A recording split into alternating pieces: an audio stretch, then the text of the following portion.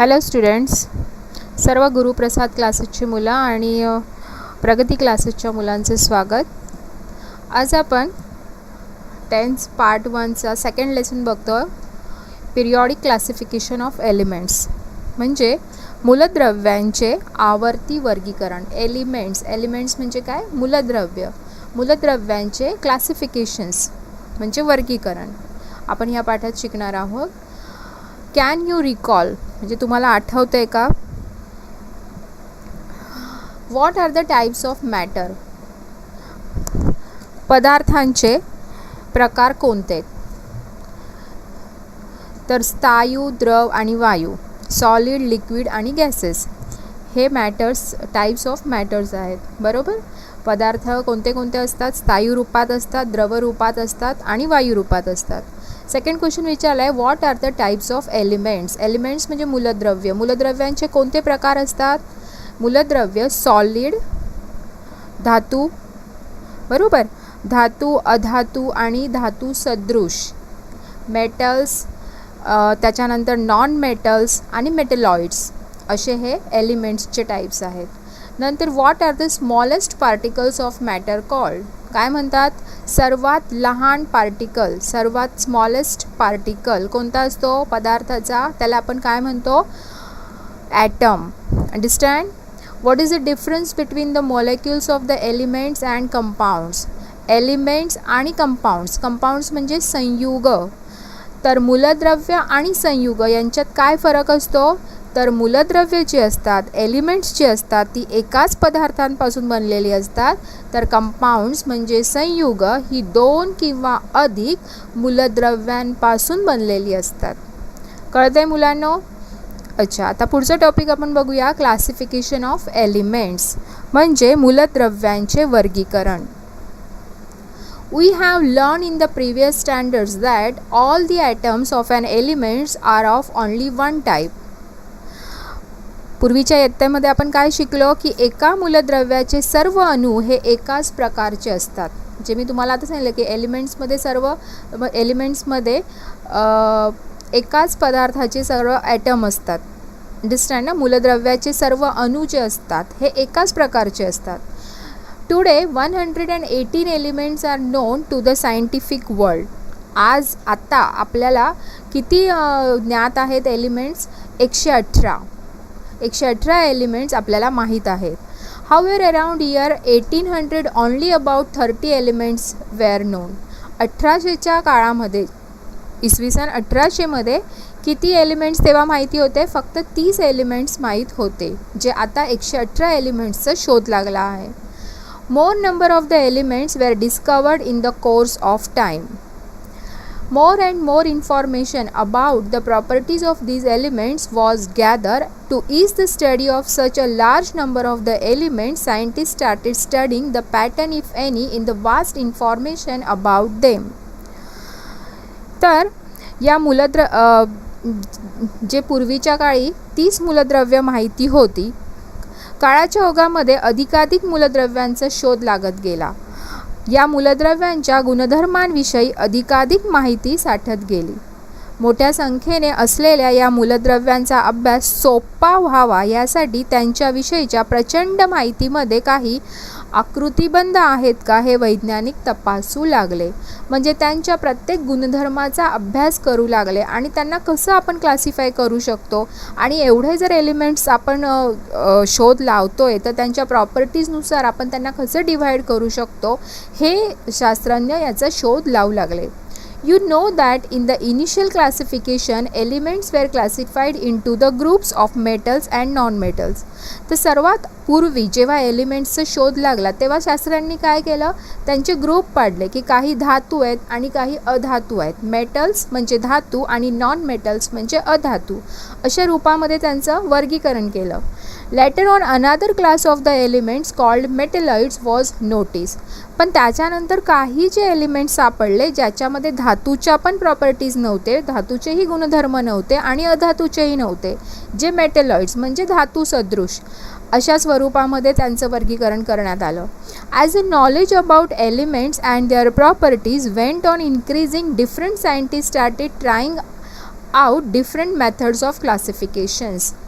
आता जसजशी माहिती मिळायला लागली मूलद्रव्य आणि त्यांच्या गुणधर्मांविषयी, तसं वेगवेगळ्या वैज्ञानिकांनी वर्गीकरणाच्या इतर अनेक पद्धती शोधण्याचे प्रयत्न सुरू केले की आता हे जे एलिमेंट्स आहे यांचं वर्गीकरण कोणत्या पद्धतीने आणि कशा पद्धतीने करायला पाहिजे याच्यावरती ते अभ्यास करू लागले.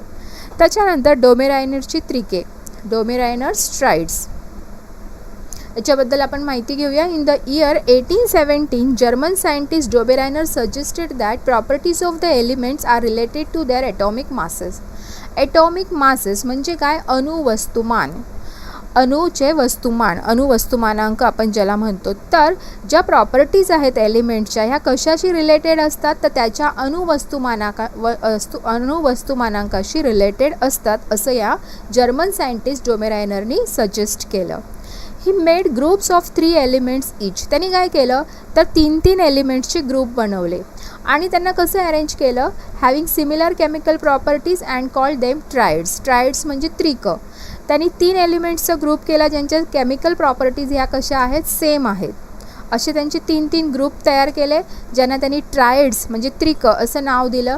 ही arrange the 3 elements in a triad in an increasing order of atomic mass and showed that the atomic mass of the middle element was approximately equal to the mean of the atomic masses of the other 2 elements. आणि त्यांनी काय सांगितलं? त्यांनी त्या 3 एलिमेंट्सला त्यांच्या अणुवस्तुमानांच्या चढत्या क्रमानुसार arrange केलं आणि सांगितलं जो मिडल एलिमेंट आहे त्याचं अणुवस्तुमानांक हे त्याच्या बाजूच्या 2 एलिमेंट्सच्या अणुवस्तुमानांकाच्या सरासरी इतके असते. फॉर एक्झाम्पल, आता इथे तुम्हाला ट्राइड्समध्ये म्हणजे डोमेराइडचं हे त्रिका त्याने दाखवलं ज्यांचे ह्या तिघही एलिमेंट्सचे केमिकल प्रॉपर्टीज ह्या सेम असणार, लिथियम, सोडियम, पोटॅशियम. ठीक आहे. तर त्याने काय सांगितलं, जो सेकंड नंबरचा जो एलिमेंट असतो त्याचा जो अणुवस्तुमानांक आहे हा फर्स्ट आणि थर्ड यांच्या अणुवस्तुमानांकाच्या सरासरी इतका असतो. सपोज लिथियम जो आहे, सोडियमचा आपण अणुवस्तुमानांक इथे काढू तर लिथियमचा अणुवस्तुमानांक आहे 6.9 आणि पोटॅशियमचा आहे 39.1. तर यांचं सरासरी म्हणजे यांची बेरीज करून त्याला जर आपण 2ने डिवाइड केलं तर येतो 23. तर त्यांनी सांगितलं की सोडियमचा जो अणुवस्तुमानांक जो आहे हा 23 आहे म्हणजे या दोघांच्या सरासरी इतका आहे. आणि अशा प्रकारे त्यांनी हे ट्रायड्स तयार केलेत. पण हा जो नियम होता ट्रायड्सचा, त्रिकांचा, हा सर्व एलिमेंट्सला तो हे झाला नाही, सूट झाला नाही. ज्ञात मूलद्रव्यांचे वर्गीकरण डोबेरायनरच्या त्रिकामध्ये होऊ शकले नाही. म्हणजे फक्त काही ठराविक मूलद्रव्यांचं त्यांनी हे त्रिक तो करू शकला, पण जेवढे त्यावेळेस त्याला ज्ञात होते जेवढ्या एलिमेंट्सचा शोध लावलेला होता तो ह्या नियमामध्ये बसला नाही. म्हणून हा त्याचा जो हे ट्रायड्सचा जो नियम होता हा लागू पडला नाही वर्गीकरणासाठी. त्याच्यानंतर न्यूलँड्सच्या अष्टकांचा नियम, न्यूलँड्स लॉज ऑफ ऑक्टेव्स, तो बघूया. English scientist John Newlands correlated atomic masses of the elements to their properties in a different way. English वैज्ञानिक जॉन न्यूलँड्स याने एका वेगळ्या मार्गाने अणुवस्तुमानाचा सहसंबंध हा मूलद्रव्यांच्या गुणधर्मांशी जोडला. कोरिलेटेड म्हणजे त्यांनीही तेच सांगितलं की जर आपल्याला वर्गीकरण करायचं आहे तर त्यांचे जे गुणधर्म आहेत एलिमेंट्सचे हे त्याच्या अणुवस्तुमानांशीच रिलेटेड असतात आणि त्यानुसारच आपण एलिमेंट्सचं वर्गीकरण करू शकतो. In the year 1866, Newlands arranged the elements known at that time in an increasing order of their atomic masses. जसं डोबेरायनी पण अणुवस्तुमानांच्या चढत्या क्रमानुसार त्यांची अरेंजमेंट केली, तशी यांनीसुद्धा न्यूलँड्सनेसुद्धा एलिमेंट्स कसं अरेंज केले त्यांच्या अणुवस्तुमानांकांच्या चढत्या क्रमानुसार. It started with the lightest element hydrogen and ended with thorium. त्याची जी आवर्त सारणी आहे त्याच्यामध्ये त्यांनी सुरुवात कोणत्या एलिमेंट्सनी केली? हायड्रोजन जो सर्वात कमी अणुवस्तुमानांचा आहे आणि लास्ट आहे थोरियम. याच्यामध्ये सर्व एलिमेंट्स त्यांनी दाखवलेले नाही आहेत, तर लास्ट जो एलिमेंट आहे थोरियम त्यांनी ते सारणी त्याच्याने एंड केली. He found that every 8th element had properties similar to those of the first. तर न्यूलँड्सने काय सांगितलं की पहिला एलिमेंट आणि 8वा एलिमेंट्स यांच्या प्रॉपर्टीज सेम आहेत. त्यांच्या प्रॉपर्टीजमध्ये, त्यांच्या गुणधर्मामध्ये त्याला सिमिलॅरिटीज आढळल्या आणि त्यानुसार त्यांनी अष्टकाचा नियम असं त्याच्या संशोधनाला त्यांनी नाव दिलं की न्यूलँड्स लॉज ऑफ ऑक्टेव्ज. म्हणजे sodium is the 8th element from lithium. See here, sodium, इथे सोडियम हा लिथियमपासून 8व्या नंबरवर आहे आणि म्हणून लिथियम आणि सोडियमच्या ज्या प्रॉपर्टीज आहेत, गुणधर्म जे आहेत हे सेम आहेत.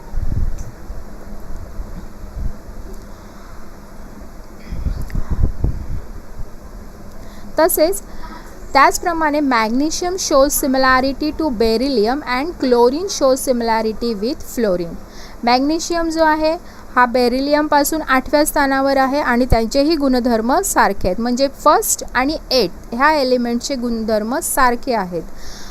त्याचप्रमाणे फ्लोरीन आणि क्लोरीन, सी हिअर, क्लोरीन आणि फ्लोरीन फ्लोरीन नंतर 8व्या स्थानावरती क्लोरीन आहे. तर ह्या दोघांचेही गुणधर्म सारखे आहेत असं त्यांनी सांगितलं आणि यालाच Newlands compare the similarity with the octaves in music. आणि त्याला सा रे ग म जे आपल्या महाराष्ट्रामध्ये मराठी संस्कृतीमध्ये जे आपला गाण्याचा जो सूर आहे सा रे ग म अशी सारणी तयार केली आणि त्याच्यानुसार त्यांनी 1st आणि 8th असं एलिमेंट्स त्याच्यामध्ये अरेंज केलं. तर पाश्चात्य संस्कृतीमध्ये जसं आपल्याकडे सा रे ग म आहे तसं पाश्चात्य संस्कृतीमध्ये डो रे मी फा सो ला टी इन दिस वे ते स्वर आहेत आणि त्यानुसार त्यांनी आवर्त सारणीची अरेंजमेंट केली. He called the similarity observed in the 8th and 1st element as law of octaves. त्याने 8व्या आणि पहिल्या मूलद्रव्यांच्या गुणधर्मांमध्ये दिसून येणाऱ्या सारखेपणाला अष्टकांचा नियम असे म्हटले. ठीक आहे. पुढे many limitations were found in Newland octaves. म्हणजे याच्यामध्ये सुद्धा काही त्रुटी, लिमिटेशन्स म्हणजे काय तर त्रुटी आढळून आल्या. And this law was found to be applicable only up to calcium. तर हा जो नियम आहे हा फक्त कॅल्शियमपर्यंतच लागू झाला, त्याच्या पुढे तो नियम लागू होत नव्हता. दुसऱ्या मूलद्रव्यांना तो नियम लागू झाला नाही. त्यांनी जेवढे त्यावेळेस ज्ञात मूलद्रव्य होते, म्हणजे जेवढे त्यांनी फाइंड आउट केलेले मूलद्रव्य होते त्यांनी 7 × 8 अशी मांडणी केली. टोटल 56 जे मूलद्रव्य 56 बॉक्सेसमध्ये त्यांनी अरेंज केले. Newlands placed 2 elements each in some boxes to accommodate all the known elements in the table. आता सर्व मूलद्रव्य ह्या बॉक्सेसमध्ये बसायला पाहिजे 56 बॉक्समध्ये, म्हणून त्यांनी काय केलं तर एकाच बॉक्समध्ये 2-2 सुद्धा एलिमेंट्स बसवलेत. जसं कोबाल्ट निकेल इथे एकाच ठिकाणी त्या दोघांनाही बसवलं आहे. इथे लॅन्थेनम आणि सिरियम यांनासुद्धा एकाच बॉक्समध्ये त्यांनी बसवलं आहे. Moreover he placed some element with different properties under same note in the octave. म्हणजे ह्या त्रुटी तुम्हाला सांगता आहेत त्याच्यामध्ये की ह्या काय काय त्रुटी त्याच्या बॉक्समध्ये, त्याच्या आवर्त सारणीमध्ये त्यांना आढळून आल्या.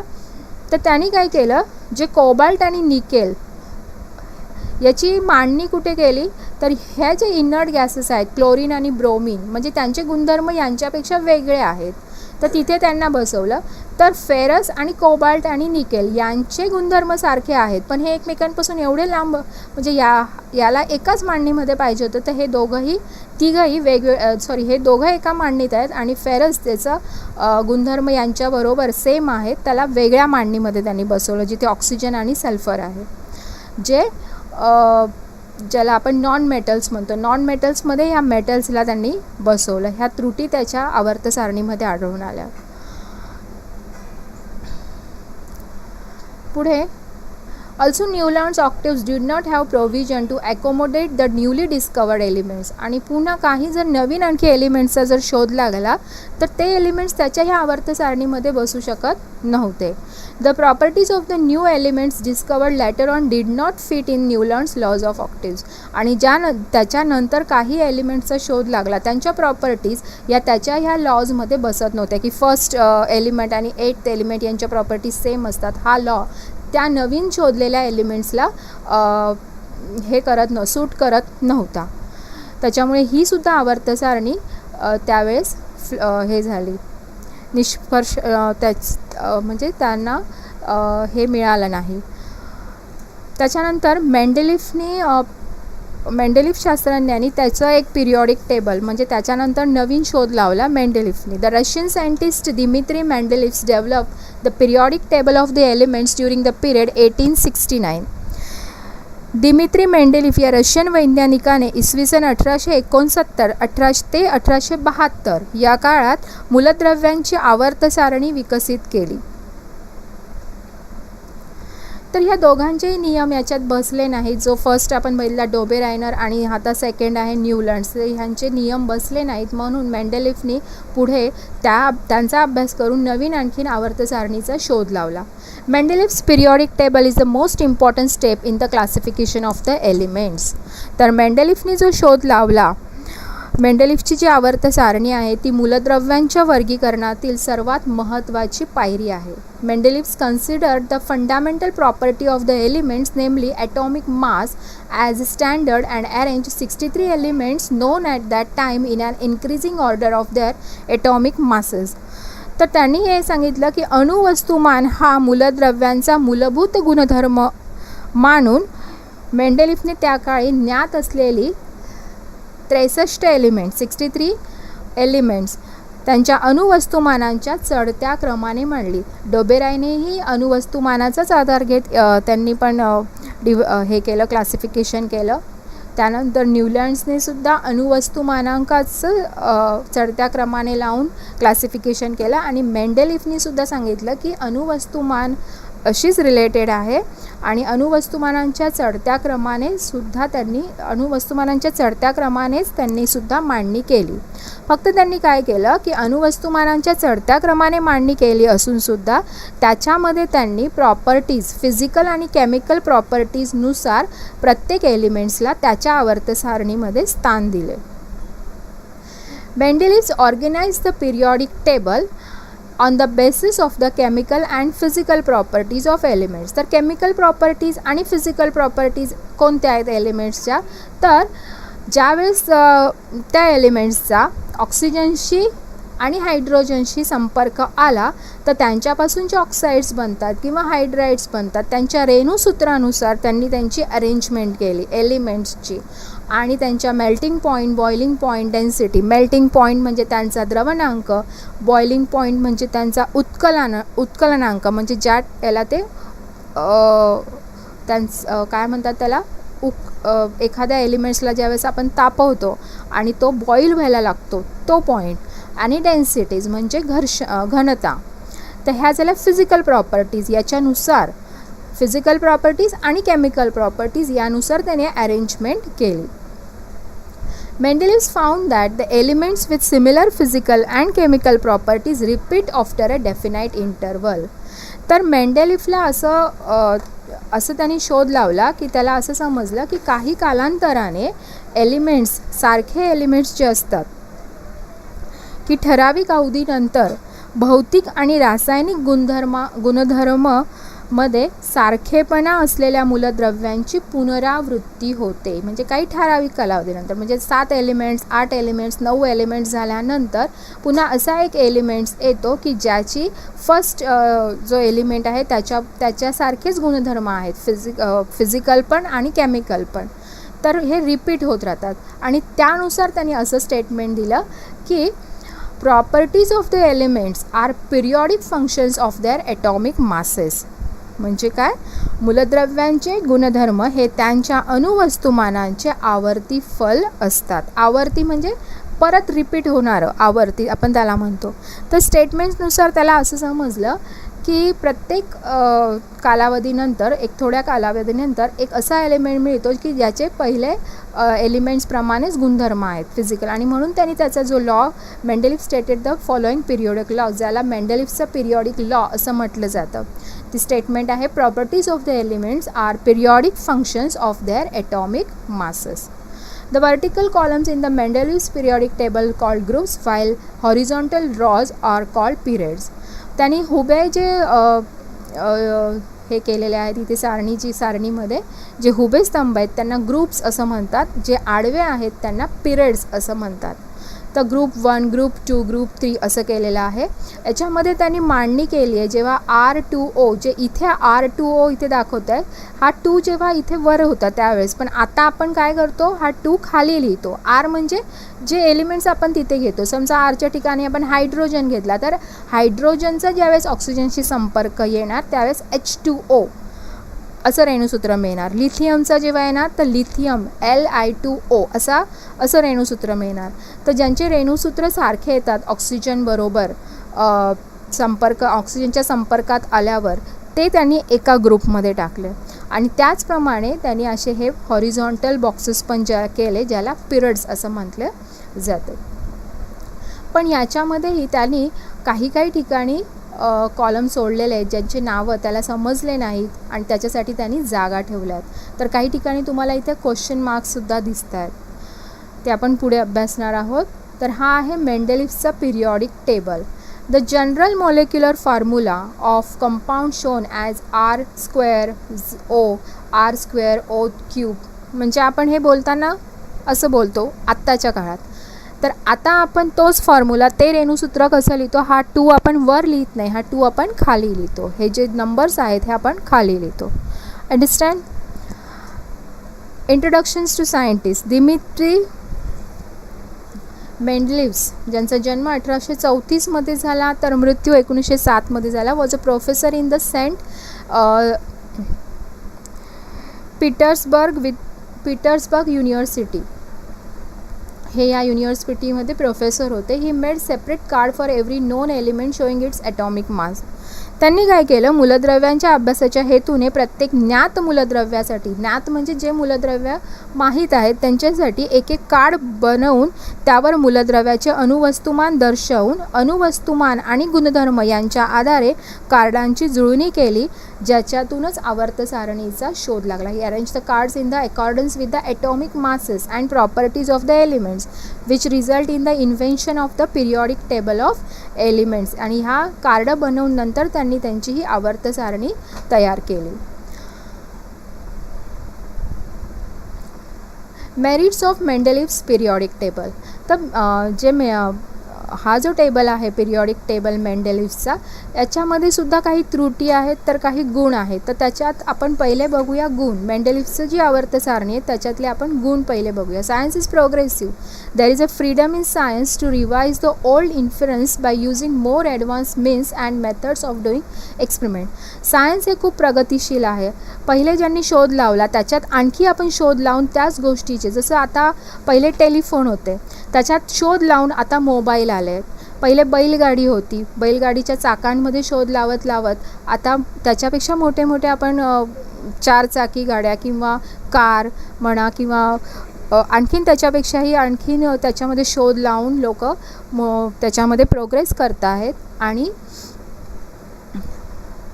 सायन्समध्ये आणखी प्रगती करून लोक त्याच्यामध्ये आणखीन चांगला शोध लावून चांगल्या वस्तू बनवत आहेत. म्हणून सायन्स हे कसं आहे, प्रगतिशील आहे आणि सर्वांना तिथे काय आहे, फ्रीडम आहे. This characteristics of the science are clearly seen in the Mendeleev's periodic table. तर मेंडेलिव्हच्या आवर्त सारणीमध्ये विज्ञानाची ही वैशिष्ट्ये स्पष्ट दिसतात. तर मेंडेलिव्हची जी आवर्त सारणी ही आधुनिक आवर्त सारणी आहे. म्हणजे त्याच्यामध्ये त्यांनी काही ज्या गोष्टी माहिती नाही आहेत पण तरीसुद्धा त्यांनी ते भाकीत करून ठेवले, जे भाकीत नंतर खरं ठरले आणि म्हणून ही मांडणी सर्वांसाठी नंतर ही सर्वमान्य झाली.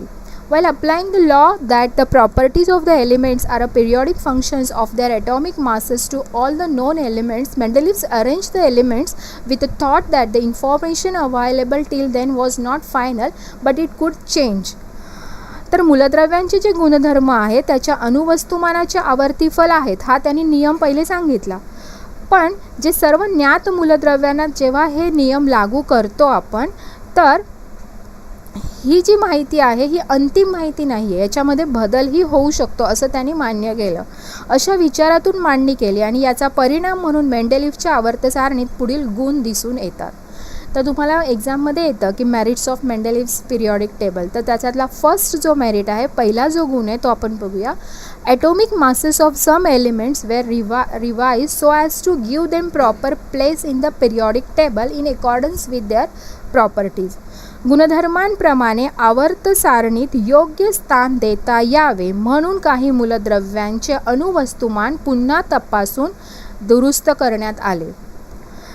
म्हणजे बेरिलियमचं जे अणुवस्तुमान सांगितलं होतं की 14.9 आहे, तर हे पुन्हा त्यांनी तपासलं तर तेव्हा आलं 9.4.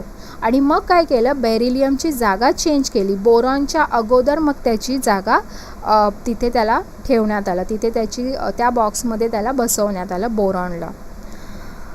सेकंड जो आहे म्हणजे अणुवस्तुमानसुद्धा दुरुस्त करून पुन्हा त्यांची मांडणी त्याने केली. Mendeleev kept vacant place in periodic table for elements not discovered till then. म्हणजे मेंडेलिव्हने आत्तापर्यंत त्याच्या वेळेस जे काही मूलद्रव्यांचा शोध लागला नव्हता त्यांच्यासाठी सुद्धा काही जागा प्लेस करून ठेवल्या होत्या. त्या जागा रिक्त ठेवल्या होत्या, रिकाम्या ठेवल्या होत्या. त्यापैकी त्याला 3 मूलद्रव्यांचा शोध लागला. 3 अज्ञात मूलद्रव्यांना जवळच्या ज्ञात मूलद्रव्यांवरून, म्हणजे त्यांनी जे ज्ञात मूलद्रव्य होते बरोबर त्यांना एका बॉक्समध्ये ठेवले, पण त्याच्या अगोदरचा जो रिकामा बॉक्स होता जो अज्ञात मूलद्रव्यासाठी ठेवलेला होता, पण त्या अज्ञात मूलद्रव्याची सुद्धा त्यांनी माहिती दिलेली होती. आणि त्यांनी काय नावं दिले, 3 मूलद्रव्यांना त्यांनी एका बोरॉन, एका ॲल्युमिनियम आणि एका सिलिकॉन अशी नावं देऊन ठेवली. 3 of these unknown elements were given the names Eka boron, Eka aluminum and Eka silicon from the known neighbors, and their atomic masses were indicated as 44, 68 and 72. म्हणजे एका बोरॉन, एका ॲल्युमिनियम आणि एका सिलिकॉन अशी नावं देऊन मेंडेलिव्हने त्यांची अणुवस्तुमाने अनुक्रमे 44, 68 आणि 72 असतील असे दर्शवले. म्हणजे त्याच्या बाजूचा ज्ञात मूलद्रव्य, पण त्याच्या अगोदरचा जो मूलद्रव्य आहे तो त्याला माहिती नव्हता, परंतु त्याने त्याचा अणुवस्तुमानांक सांगून ठेवला होता की हे असे अणुवस्तुमानांक त्यांचे असतील. Not only this but their properties were also predicted. पण फक्त त्यांनी अणुवस्तुमान पण सांगून ठेवलं नव्हतं, तर त्यांच्या प्रॉपर्टीजबद्दलसुद्धा माहिती देऊन ठेवली होती. आणि जेव्हा त्या एलिमेंट्सचं डिस्कवर्ड झाले, शोध लागला, later on these elements were discovered and named as scandium, gallium and germanium respectively. ज्यांच्यासाठी जे एलिमेंट्स त्यावेळेस त्यांना माहिती नव्हते तरी त्यांनी जागा सोडून ठेवली होती, त्यांनी अणुवस्तुमानांक सांगून ठेवला होता, गुणधर्मही सांगून ठेवले होते. नंतर त्यांचा शोध लागला आणि त्या मूलद्रव्यांना त्यांनी स्कँडियम, गॅलियम आणि जर्मेनियम अशी नावं दिली. The properties of these elements match well with those predicted by Mendeleev. आणि ती सेम टू सेम तशीच माहिती जशी त्यांनी भाकीत करून ठेवलेली होती तशीच त्या मूलद्रव्यांच्या ज्यावेळेस शोध लागला तेव्हा त्यांचे गुणधर्म हे मेंडेलिव्हने भाकीत केलेल्या गुणधर्मासारखेच होते. तुम्हाला ह्या टेबलमध्ये इथे दिसेल की मेंडेलिव्हने हे भाकीत करून ठेवलेलं होतं आणि ज्यावेळेस शोध लागला त्यावेळेस ते एलिमेंट्स हे असं होतं. ॲटॉमिक मास त्यांनी 68 सांगितला होता, तो फक्त एखाद्या पॉईंटने पुढे मागे झाला. त्यानंतर डेन्सिटी त्यांनी सांगितली होती 5.9 असेल तर एक्झॅक्टली 5.94 आली. मेल्टिंग पॉईंट त्यांनी सांगितला होता हा कमी असेल, लो असेल, ऑफकोर्स 30.2 होता. फॉर्म्युला दिला होता क्लोराईड बरोबर जेव्हा हा संपर्कात येईल तेव्हा Cl3 असं रेणुसूत्र मिळेल. तर गॅलियम जो शोध लागला तर सेम गॅलियम क्लोराईड असं GaCl3 हेच रेणुसूत्र मिळालं. त्यानंतर ऑक्साईड बरोबर रेणुसूत्र ह्या टाईपमध्ये असेल असं त्यांनी सांगितलं होतं, तर सेम Ga2O3 असं आलं. आणि ऑक्साईड नेचर ॲम्फोटेरिक ऑक्साईड म्हणजे त्यांनी जी माहिती लिहून ठेवली होती ही सेम टू सेम जेव्हा ती मूलद्रव्याचा शोध लागला त्याच्याच सेम तसेच होतं. आणि म्हणून due to this success all were convince about the importance of Mendeleev's periodic table and this method of classification of the elements was accepted immediately. म्हणजे या यशामुळे की त्यांनी जी माहिती सांगून ठेवली होती ती सेम तशी झाल्यामुळे या यशामुळे मेंडेलिव्हच्या आवर्त सारणीच्या महत्त्वाविषयी सर्वांची खात्री पटली आणि मूलद्रव्यांच्या वर्गीकरणाची ही पद्धत लगेच स्वीकारली गेली. त्याचा तिसरा जो गुण आहे तो आहे there was no place reserve for noble gases in Mendeleev's original periodic table. म्हणजे मेंडेलिव्हचं जो ओरिजिनल पिरियॉडिक टेबल होता त्याच्यामध्ये राजवायू म्हणजे नोबल गॅसेस यांच्यासाठी जागा ठेवलेली नव्हती. However when noble gases such as helium, neon and argon were discovered. कोणत्या आहेत नोबल गॅसेस? हेलियम, निऑन आणि ऑर्गॉन. यांचा जेव्हा शोध लागला तेव्हा त्यांना आवर्त सारणीमध्ये त्यांनी जागा मिळवून दिली. कशा प्रकारे? तर 19व्या शतकाच्या शेवटी हेलियम, निऑन, अर्गॉन इत्यादी राजवायूंचा शोध लागल्यावर मेंडेलिव्हनी मूळ आवर्त सारणीला धक्का न लावता, म्हणजे ती काही मांडणी त्यांनी चेंज केली नाही, फक्त त्यांनी शून्य गण म्हणजे आणखीन एक टेबल बनवला, बरोबर, आणि त्याच्यामध्ये त्यांना बसवलं आणि त्यात राजवायू बरोबर फिट केले. मेंडेलिव्हनी काय केलं, जी मूळ आवर्त सारणी होती त्याला धक्का न लावता एक 0 ग्रुप, जसं first group, second group, third group होता, तर लास्टला त्यांनी 0 ग्रुप बनवला आणि त्याच्यामध्ये या नोबल गॅसेसला त्यांनी फिट केलं. ठीक आहे. आता आपण नेक्स्ट पिरियडमध्ये बघूया demerits of Mendeleev's periodic table. आणि नक्की हा लेसन पुन्हा तुम्ही एकदा वाचा, रिपीट करा आणि आय थिंक तुम्हाला हा समजला असणार. Okay, bye students.